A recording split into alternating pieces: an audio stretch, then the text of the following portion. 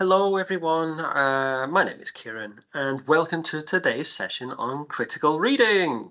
So, in this session, we're going to explore what it really means to read critically. That is, how to go beyond simply understanding a text and start engaging with it on a deeper level.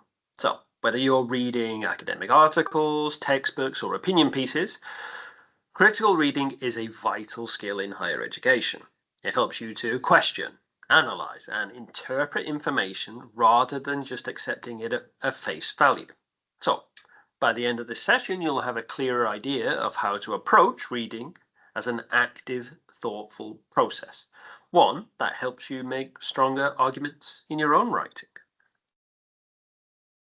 Let's begin with our objectives for today then. There are three main goals. First, we'll examine what critical reading actually is, what makes it different from just reading for information. Second, we'll look at how to recognize the difference between a critical reader and a non-critical reader. And finally, we'll identify some effective reading strategies you can start using right away. These will help you read more purposefully and get much more out of your academic texts. So, what is critical reading? This type of reading goes beyond simple understanding a text at a surface level. It's not about memorizing or agreeing with everything that the author says. No. Instead, it's about engaging with the ideas, processing them, questioning them, and evaluating how convincing they are. When you read critically, you think about how the author presents their message, why they take a particular position, and what evidence they use to support it. Critical reading helps you move from passive acceptance to active understanding. That is where you make your own informed judgments about the text. To understand critical reading better, let's compare those two types of readers. So, a non-critical reader is usually satisfied with recognizing what a text says. They can summarize or restate the main points, but they don't dig any deeper. A critical reader, on the other hand, reads with more awareness. They notice the author's perspective, how certain facts or examples are chosen to support a particular argument or interpretation. While a non-critical reader might just see what happens, a critical reader asks, why did the author present it this way? And what's the purpose behind this argument? The difference lies in the level of questioning and engagement. To become a truly critical reader, there are several abilities that you need to develop. You must be able to ask challenging questions, to identify problems or gaps in the text. You also need to analyze a problem from multiple angles, not just one point of view. Critical readers know how to find, gather, and interpret evidence rather than just simply accepting what is given to them. They can also imagine alternative explanations or solutions. That's where creativity and open-mindedness come in. Finally, the critical reader can weigh up competing arguments and decide which are more convincing.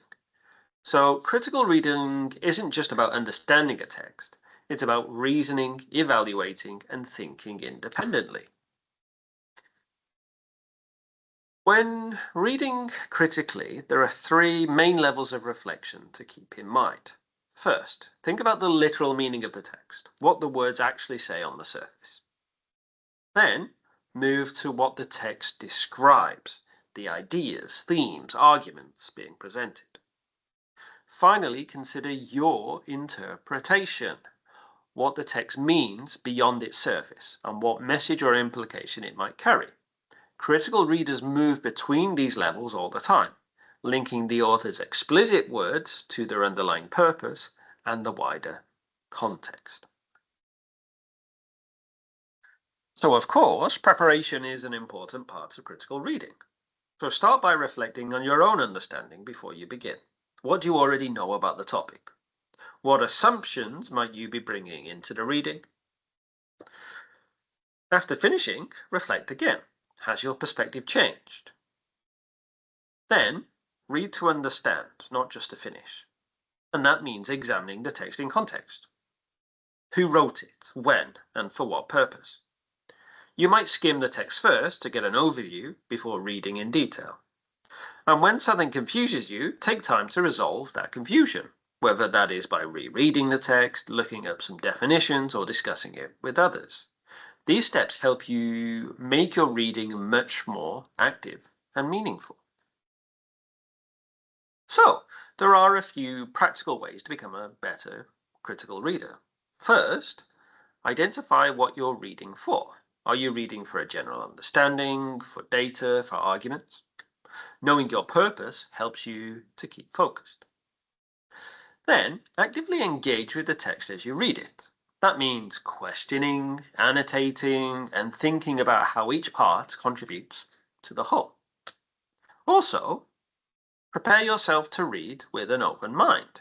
It's easy to bring personal biases into our reading, but critical readers make an effort to stay objective. Finally, always think about the author's purpose. Why did they write it? And what are they trying to achieve? Keeping these ideas in mind will strengthen your critical reading habits. So, before you begin reading, stop and ask yourself some important questions. Are you reading just for a general sense of the content, or do you need some specific information?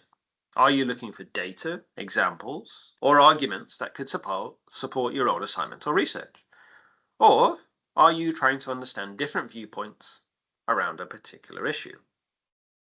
So, having a clear purpose helps you to choose how deeply to read and what to pay attention to. So, for example, if you're reading for evidence, you'll focus more on the data and sources. If you're reading for ideas, you'll pay closer attention to the writer's reasoning and interpretation. Now, one of the most effective ways to read critically is to engage directly with the text. So don't just let your eyes move across the page. Interact with what you're reading. So use a pen, use a pencil to underline or highlight some key ideas and statements and sections that stand out to you. This can include parts that you found confusing or questionable. Make notes in the margin. Jot down some questions. Make unfamiliar terms available for you to look up later on. So this active engagement helps you to stay focused, process the information more deeply, and develop your own interpretation rather than relying solely on the author's interpretation. Another essential part of critical reading is openness. As a critical reader, your goal isn't to rewrite the text to fit your own opinions, but to understand what the author is actually saying. It's about giving the writer a fair chance to express their ideas before you evaluate them. That means suspending judgment at first and reading carefully, even if you disagree with their position. Afterwards, you can reflect thoughtfully and objectively on the author's arguments. So, critical readers seek knowledge, not confirmation of what they already believe. So, in essence, to read critically, you need to think about the writer's purpose. Ask yourself, why did they write this text? What are they trying to persuade you to think or believe? What kind of authority do they have on the subject, and what assumptions are they making? Sometimes it helps to imagine yourself in the author's position, to think about how the background, culture, field of studies may shape their perspective. So recognizing that every text comes from a particular point of view helps you read more thoughtfully and evaluate the writer's intentions. So, that brings us to the end of our session on critical reading.